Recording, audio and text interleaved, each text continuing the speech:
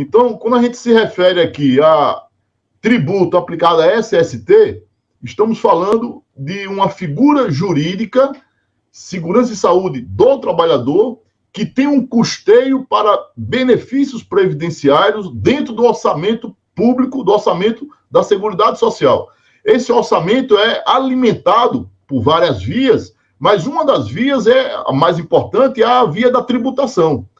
Então, é muito importante que a gente entenda que SST faz parte de um volume de controle que tem entradas e saídas de recursos.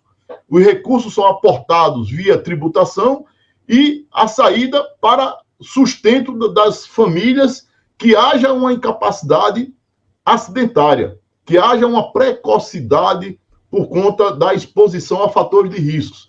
Então, SST, Segurança e Saúde do Trabalhador, passa a ser elemento nuclear para fins de equilíbrio fiscal do orçamento público da Seguridade Social, que deve prover assistência, saúde e previdência. Para isso, existe o tributo. O tributo vem do fiscus. Fiscus é aquela cordoalha, né? Aquela palha lá na Roma antiga que compunha os cestos que os romanos faziam a cobrança em porta lá nos seus protetorados, né? Então, a ideia de fiscus, a ideia de fiscal, tem a ver com cobrança de impostos. E como a cestinha tinha esse material, né, de composição, que é o fiscus, ficou, né, na linguagem moderna, ficou associado à cobrança de impostos. Fiscal tem a ver com impostos, tem a ver com recolhimento, arrecadação dentro de uma cestinha. E o tributo é toda prestação pecuniária em moeda cujo valor nela se possa exprimir, que não constitua sanção de ato ilícito, instituída em lei e cobrada mediante atividade administrativa plenamente vinculada. Então, quais são os elementos característicos do tributo que a gente precisa ter em mente, né? Caráter pecuniário, pecúnia, dinheiro, pecum, boi, vaca, né? Na época era a moeda de troca, era os bovinos, né? A pecúnia, a pecuniária, né? Então, dinheiro, compulsoriedade, é obrigado, a natureza não sancionatória, não confundir multa com tributo, multa tem natureza sancionatória. O tributo tem natureza arrecadatória para fim de sustento daquilo que a sociedade definiu que deve ser provido por todos, né? A tributação tem esse caráter de transferência de renda, né? Tem esse caráter de espalhamento de benefícios para toda a sociedade por conta de uma acumulação para o Estado em relação a demandas sociais, né? Cobrança mediante atividade plenamente vinculada à administrativa, essa atividade está a cargo do auditor fiscal da Receita Federal do Brasil. Cuidado! Então, o primeiro ponto aqui que eu queria chamar a atenção de vocês é que em SST nós temos um grande universo, que é o universo relacionado à tributação aplicada sobre a remuneração afetada pelo meio ambiente de trabalho. Afetada por quem?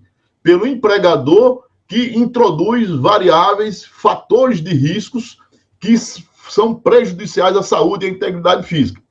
E agora a Constituição da República foi emendada em novembro de 2019 e foi tirada aí o integridade física, ficou apenas prejudicial à saúde. Então, nesse contexto, é muito importante que a gente entenda tributo, toda prestação pecuniária em moeda ou em cujo valor nela se possa exprimir, que não constitua sanção de ato ilícito, mediante atividade administrativa plenamente vinculada, e a lei dispõe, esse plenamente vinculado, a um procedimento fiscal cujo competente autoridade, o delegado tributário, o delegado presidente do procedimento administrativo fiscal, é o auditor fiscal da Receita Federal do Brasil. Importante frisar que, diferentemente da norma trabalhista, na norma tributária, A competência é do cargo, não é do órgão.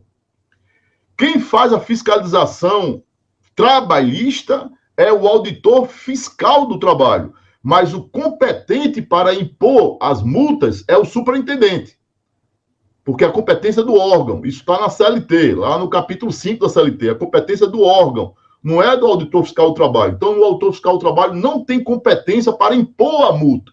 Ele pode lavrar a multa e essa multa passa pelo crivo do superintendente, que poderá impor a multa ou não. Essa imposição de multa terá acréscimos ou não. Essa decisão é do órgão, representado pelo superintendente. Tá claro, amigos?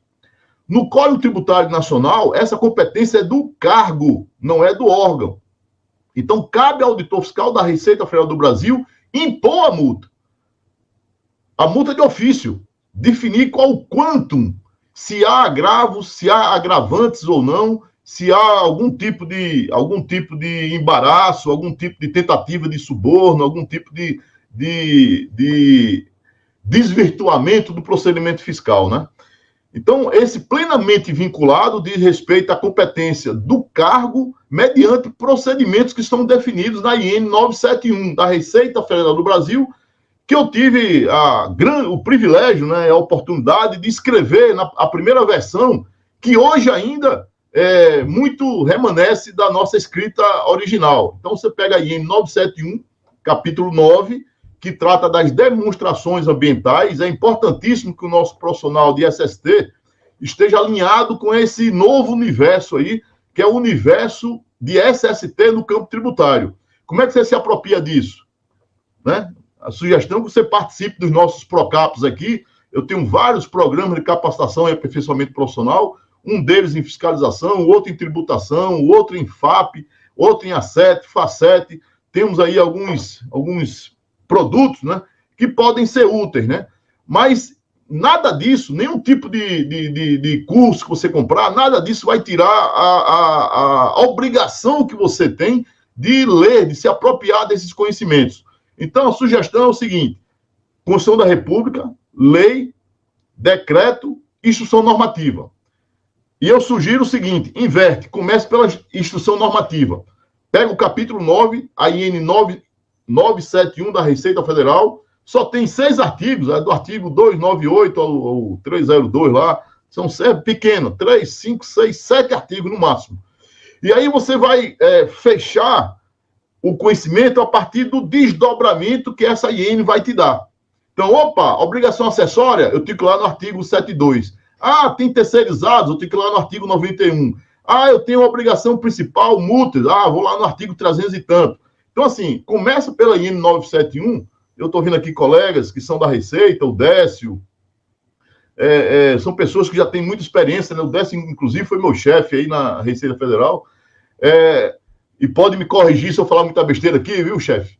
Então, assim, nesse primeiro momento, pessoal, eu quero chamar a atenção do que é tributo, e esse tributo ele está dividido em espécies: impostos, taxas, contribuições de melhorias, empréstimos compulsórios e as contribuições, chamadas contribuições especiais, né? Dentre as contribuições especiais, nós temos aquelas incidentes sobre a remuneração. Há também contribuições incidentes sobre faturamento, sobre lucro, as contribuições incidentes sobre concurso de prognósticos, né? E aquelas incidentes sobre remuneração, beleza?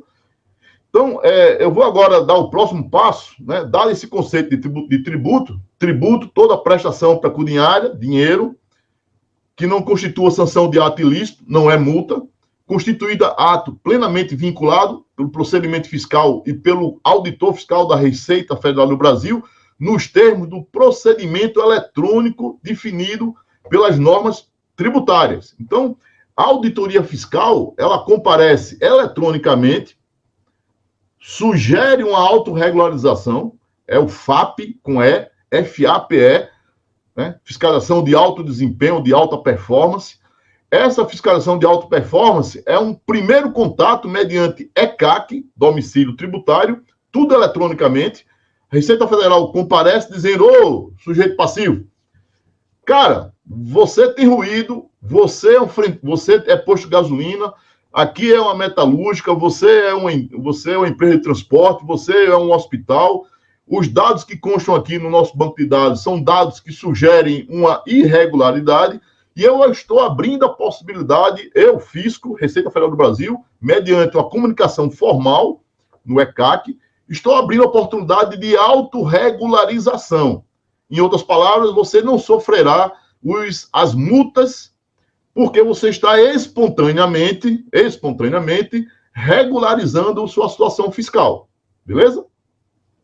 Então, o FAPE, Fiscalização de Alta Performance, é uma das modalidades, é um dos instrumentos da Receita Federal para garantia do crédito tributário sem dar muito cascudo na empresa, né, pessoal? Por quê? Porque se a empresa não autorregularizar, aí o cascudo é grande. Por quê? Porque aí já é a fiscalização de ofício. Você teve a oportunidade de autorregularizar-se, você é um posto de gasolina, tem benzeno, isso está definido na legislação superior e inferior, está inclusive com uma ADI, um ato de declaração da Receita Federal, informando qual o entendimento da Receita sobre esse assunto. Existem soluções de consulta falando sobre benzeno, soluções de consulta falando sobre ruído. A empresa insiste no descumprimento, alegando teses quaisquer, e aí você tem um procedimento fiscal eletrônico de autorregularização, em que você não paga os acréscimos, as multas sancionatórias, né? Então, aquele acréscimo que vai de 150%, 75%, 150%, até 225%, na fase de autorregularização, isso não acontece. Então, amigos, olha que interessante. Você agora, como profissional da SST, consultor, está abordando a empresa com esse nível de conversação. Você está falando agora sobre Código Tributário Nacional, trazendo o SST para dentro do tributo, enxergando o procedimento administrativo fiscal plenamente vinculado à norma. Que norma? As normas tributárias. Código Tributário Nacional, decreto de procedimento fiscal de contencioso e a instrução normativa. Quais? São várias, mas a principal, a 971. Começa por ela. IN 971, artigo 292 a 302. Acho que é isso, são 6 artigos.